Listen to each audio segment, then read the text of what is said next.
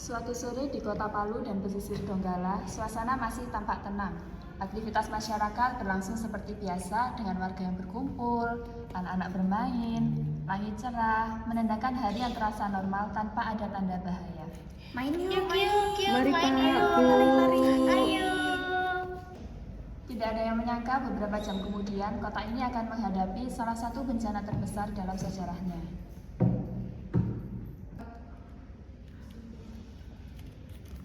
Bapak, Ibu, adik-adik sekalian, selamat siang. Di sini kakak akan menjelaskan mengenai waspada dan juga siaga tsunami. Gelombang tsunami karena lokasi tempat tinggal kita dekat dengan pantai, gelombang tsunami itu bisa bergerak sangat cepat dan menghantam pantai dengan kekuatan yang menghancurkan. Tanda-tanda tsunami sendiri bisa dilihat dari ketiga tanda ini, yaitu yang pertama, air laut tiba-tiba surut, kemudian gempa bumi yang sangat kuat, dan juga suara gemuruh dari air laut. Kemudian, langkah siaga sebelum tsunami, ikuti simulasi evakuasi di lingkungan masing-masing. Kemudian, siapkan nomor darurat BPBD, Basarnas, TNI, Polri, maupun PMI. Kemudian, saat tsunami terjadi, apa sih yang harus dilakukan? Yang pertama, segera lari ke tempat tinggi. Kemudian, segera menjauh dari pantai. Yang ketiga, gunakan jalur evakuasi resmi. Yang keempat, bantu anak-anak, lansia, dan juga penyandang disabilitas. Dan yang kelima, jangan kembali ke rumah atau pantai sebelum ada pengumuman resmi BMKG. Dan jangan lupa ketika ada gelombang tsunami datang, segera teriak agar rekan-rekan, tetangga terdekat dari kalian juga mewaspadai akan terjadinya tsunami dan bisa pergi ke tempat yang aman.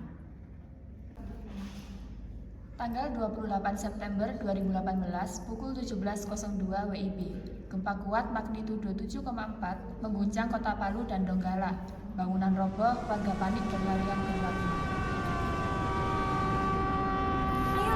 Awas, jauhi rumah, dekat awas.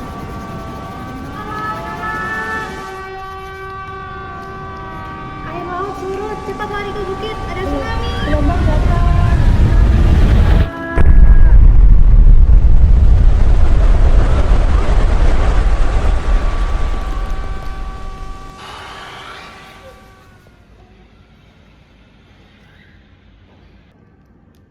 BNPB segera mengaktifkan insiden command system untuk mengoordinasikan penanganan bencana. Semua peran penting hadir dalam rapat darurat. Status tanggap darurat bencana ditetapkan. Semua unit aktif operasi, keamanan, informasi, liaison, serta tim kesehatan. Fokus utama kita adalah penyelamatan jiwa. Tim di lapangan wajib gunakan APD ya, jangan dekati bangunan retak atau rawan longsor. Potensi gempa susulan masih tinggi. Saya siapkan pengumuman resminya. Masyarakat harus evakuasi ke tempat tinggi, hindari pantai, dan jangan panik. Baik, saya hubungi TNI, Polri, Basarnas, dan BPD daerah. Kita butuh koordinasi antara instansi secepat mungkin. Tim reaksi cepat, Basarnas, dan tim RHA tiba di lokasi terdampak. Banyak korban berserakan di jalan, dan tim medis melakukan triase cepat menggunakan sistem STAR. Kami temukan banyak korban, segera lakukan triase. Tolong, sakit, siapapun tolong. Pak, tolong. Terdapat korban sadar dan terdapat patah tulang pada kaki dan tangan. Bisa distabilisasi terlebih dahulu dan nanti dilakukan triase di kuning. Tim RHA melaporkan kebutuhan ke Dinas Kesehatan Kota Palu. Halo, saya dari tim RHA yang ada di Kota Palu dan pesisir Donggala. Kali ini saya akan melaporkan jumlah korban sebanyak kurang lebih 4.380. Lalu di sini terdapat kerusakan yaitu listrik padam, lalu komunikasi juga terganggu dan bandara tidak bisa digunakan.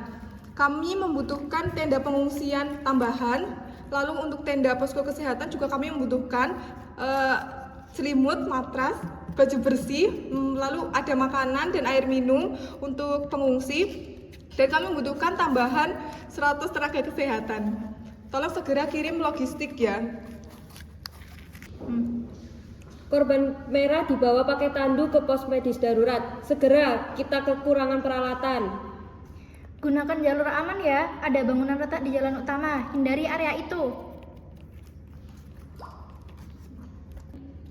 Komunikasi seluler lumpuh, listrik padam, tim di lapangan kesulitan berkoordinasi. Kita aktifkan radio HT darurat, liaison minta Kominfo deploy mobile BTS dan VCAT. Baik, sudah dikonfirmasi, TNI Angkatan Udara siap terbangkan Hercules dengan peralatan komunikasi dengan logistik. Banyak berita simpang siur di media sosial. BNPB harus mengeluarkan informasi resmi agar masyarakat tidak panik. Pernyataan resmi, tsunami benar-benar terjadi. Korban masih dalam pendataan, listrik padam, komunikasi terganggu, evakuasi, dan pertolongan terus dilakukan. Masyarakat jangan percaya hoaks, ikuti instruksi BNPB. Tegaskan juga bahwa semua bantuan, termasuk internasional, harus melalui BNPB agar terkoordinasi. Korban yang berhasil dievakuasi kini dibawa menuju pos kesehatan darurat. Sebelum masuk ke area pos kesehatan, tim triase melakukan second triase menggunakan metode START. Perhatian semua, sebelum masuk ke pos kesehatan, setiap korban akan diperiksa ulang. Ini adalah triase kedua, mohon tenang, ikuti arahan petugas. Pak, tangan saya sakit banget, Pak. Aduh. Baik, Bapak, apakah masih bisa jalan ya?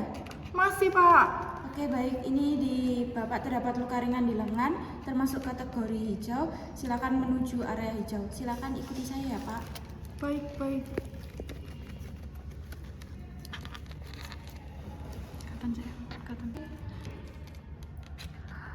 Baik Bapak, apa yang Anda rasakan? Aduh Bu, ini kaki saya nggak bisa gerak, ini kenapa ya, tolong. Oh Sakit iya, banget. ini sepertinya patah tulang. Nyawanya tidak terancam ya Bapak, masuk kategori kuning. Segera ikuti saya.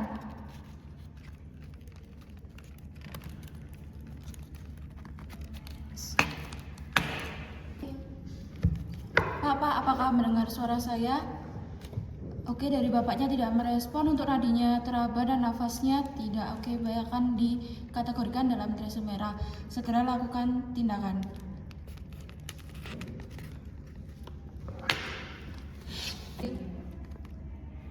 Baik, selanjutnya saya cek nadi terlebih dahulu, tidak ada nadi, kemudian saya cek nafas, tidak ada nafas, korban termasuk kategori hitam. Mohon tim SAR untuk segera evakuasi dengan penghormatan ke area khusus.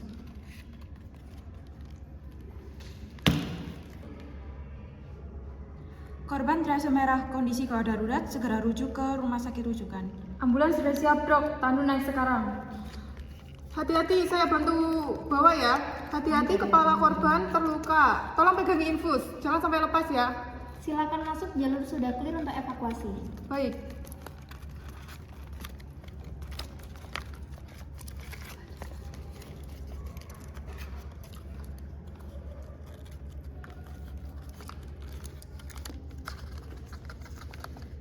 Pantau jalan nafasnya terus, kalau saturasi turun, segera lakukan ventilasi manual, jangan tunda. Siap dok, kami berangkat sekarang. Ambulan prioritas merah berangkat, semua unit di jalur evakuasi, pastikan akses tetap aman dan terbuka.